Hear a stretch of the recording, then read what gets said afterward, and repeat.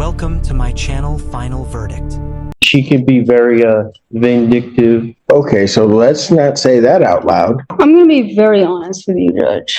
Okay. I have no intention of paying one penny. All y'all have just failed me. Give my last tears and blood, sweat, and tears into this. In March, I was in jail for beating him up. I'm hopeless, frustrated, and exhausted, and I'm done. Sir, I'm mentally... I'm in middle school. I didn't pass. I'm not educated. I need to speak to me like a toddler. I would understand that better. Thank you. This hearing quickly spirals out of control. A married couple is locked in a heated dispute, neither willing to leave the property, and the rent remains unpaid. The husband starts calmly, explaining his side, but the wife soon interrupts with a much louder tone. What began as a simple landlord-tenant issue escalates into a tense courtroom confrontation almost instantly. Your name, sir? Devin Miller. All right. And Miss Mahmood, is she here or no? Yes, she is here, but I think she's having some difficulties right now. Your Honor, we haven't received a payment since the last time we were here. It's $26.65 total. $25.65. I'm sorry. 25.60. Oh. So I recently just received employment, so I've been waiting for my check to come between that time. I have a note that $1,000 was going to be paid. I don't know why. $1,000? Okay. Well, how would you intend on getting this paid off, sir? So I don't get paid until the 28th. Until the what? The 28th of June. Okay, but all right, let's take that. And how much would you be willing? How much are you going to be able to pay? So with me working weekly, I get paid $5.60 on a full. On a full check, you get how much? $5.60 minus tax. Because I don't know how we're going to do this if she's not here, because I'm about to. I mean, my inclination is to issue a judgment. Well, we've been having some difficulties in being uncooperative. Pardon? That she was being uncooperative. I would hope that you don't throw it out because I'm really trying. She was being uncooperative. I apologize for interrupting. I have an IM out front, but she doesn't want to come into the courtroom because of a contact order between her and her husband. We don't have one, sir, Your Honor. Are you her husband? Yes. May I explain? Please. Okay, so recently she's having a spat with me. She's just upset that she wanted me to apologize for a misunderstanding that we had before coming here to court when she got verbally volatile with me. So she decided to. Okay. That's fine. Is there a no contact order between the two of you? No, there's absolutely not. She probably just said that just to make things worse on my end. Well, it couldn't get much worse. Yeah. I don't. I'm not really sure. She can be very vindictive. Okay, so let's not say that out loud. Okay. Can you go down the hall and Have them sign her into Zoom? no? It's here. Yeah, well, ask her if she's going to participate in the hearing. Him over here. Sir, you have a seat over there. All right. Ma'am, what's your name? Mariam Mahmood. All right. There's a total amount of $25.65 owing. Was there a method by which you were intending on getting this paid? Or do you know? I'm going to be very honest with you, Judge. Okay.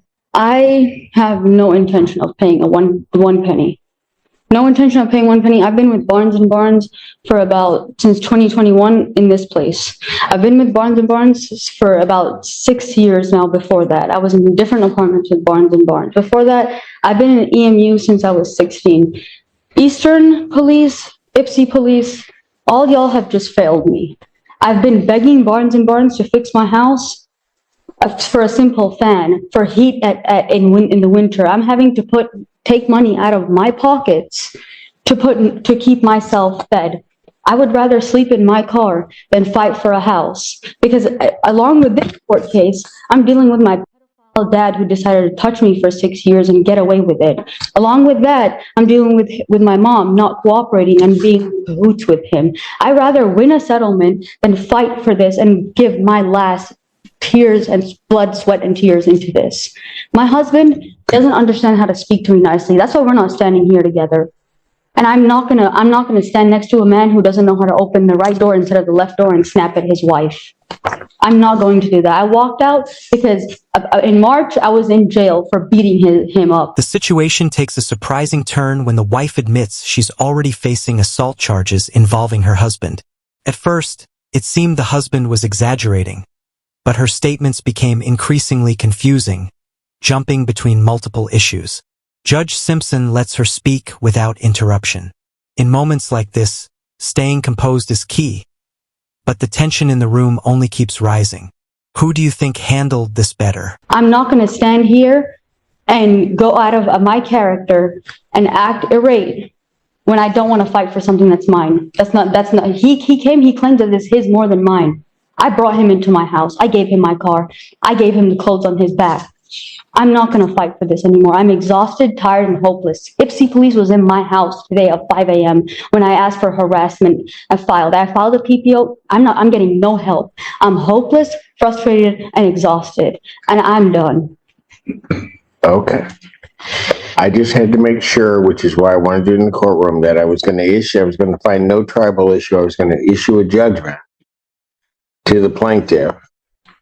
And I just wanted to make sure that you understood what the court was doing, which is why I wanted you here. All right. So the court finding no tribal issue on their judgment for possession and money. It looks like you requested for possession and money as to both defendants. Total amount, the 25,600, that was inclusive of cost, correct? Yes. In the total amount of $2,565. And an order of eviction or writ will issue in 10 days. All right, thank you.